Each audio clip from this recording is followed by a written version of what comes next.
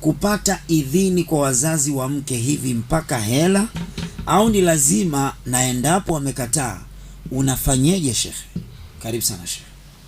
Naam, alhamdulillah. Nilivyomuelewa mimi ni kwamba huyu bwana alikuwa na nia ya kwenda kuposa mahala, labda ndio nilivyomuelewa mimi. Maana hakuweka wazi sasa kuomba idhini kwa wazazi. Unaona, inaonekana kwamba ni idhini ya kuoa, ndio pamoja na kwamba sawa wazazi wa mke wakati bado hajawa mkewe.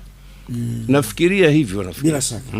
Kwa hiyo sasa kuomba idhini maanake ni kwenda kuposa kwamba naomba kumuoa binti yenu fulana binti fulani, nitakabalie.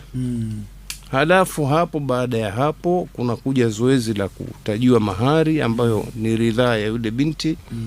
Baada ya hapo watu wanaamua kwa pamoja kwamba nikah au mkataba wa ndoa ufungwe lini, na kama kuna sherehe zifanyike wakati gani katika siku hiyo ya ndoa. Kwa hiyo bila shaka uliza kutokana na mwenendo ambao umekuwa ni desturi za watu mwetu, kwamba katika taratibu zinatumika kwenye posa, kwamba kijana anatakiwa aandike barua, halafu ndani yake kuwe na aina fulani ya ramzi, yani kama alama ya kuashiria kwamba wewe unahitaji kuoa, basi utie chochote mle ndani ile pesa. Ima shilingi 5,000, 10,000, 20, tegemea na uwezo wa mtu. Unaona Halafu baada ya hapo kwa taratibu pia nasema za mwetu huwa mara nyingi upewe jawabu hapa pamoja na majawabu, lakini huwa aghlabu kama unacheleweshwa kidogo kwa madai kwamba tutaka kujua we nani, kwa hiyo tusubiri kwanza. Tumuulize mwenyewe, pengine kishaulizwa huko nyuma kabisa, lakini ambwa subiri. Sasa kisheria hakuna mali yoyote ambayo inatolewa kwa binti unayetaka kumoa zaidi ya inayolazimishwa. Nazungumzia kitu kinacholazimishwa kisheria, yani kwamba ni wajibu, zaidi ya mahari. Vilivyobaki tuviite ni kwamba kama vitatoka ni kwa khiari ya yule mume au yule kijana ambaye anataka kwenda kuoa, ambacho aghlabu inakuwa ni zawadi. Ni sawa ampe zawadi huyo binti ambaye anatarajiwa kuolewa, au awape zawadi wazazi, lakini kwa lugha ya khiari, kusiwe na aina fulani ya kulamizishana kiasi ambacho eti binti hatokubalika kuolewa na wewe kama hukutoa mkaja, hukutoa kisu cha mwambo, sijui hukutoa kanga za bibi, kuna majina mengi ambayo mimi siyajui, kwa sababu mimi alhamdulillah familia haikunilea katika taratibu kama hizo. Tunashukuru Mola, tunafuata misingi ile ya dini ya Kiislamu ya posa. Ndiyo. Lakini kwa upande wa tabia za watu mwetu kwa makabila kunakuwa na mambo mengi sana ambayo yanapelekea kuingia uzito kwa kijana ambaye anataka kuoa, bali kuishi na madeni kabla hajaingia kwenye, kwa sababu binti anamtaka na huku kalazimishwa afanyeje. Sahihi.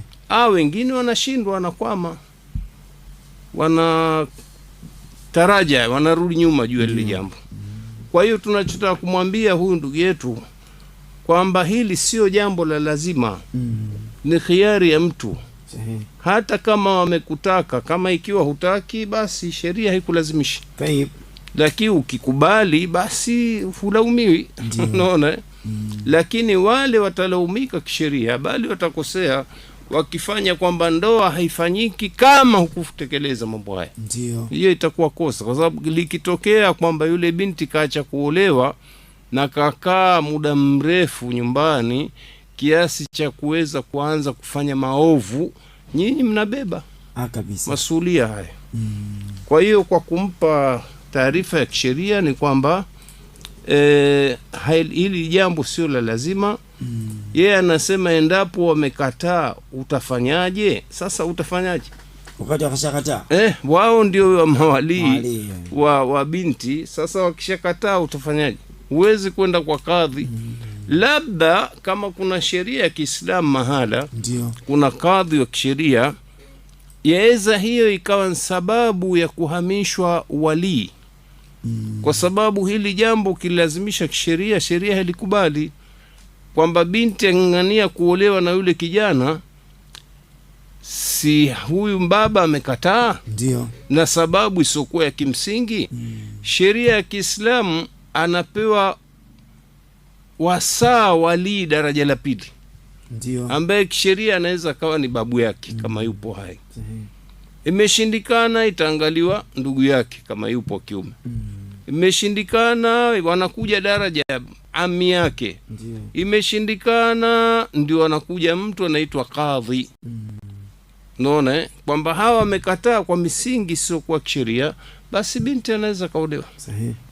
Sasa inategemea alipo huyo ndugu yetu. Kama wapo watu namna hiyo makadhi, na ameshikilia yeye na yeye binti kuoana, bado haijawa, asikate tamaa kwamba ziko njia au mwanya wa kisheria wa kumsaidia. Wabillahi tawfiq.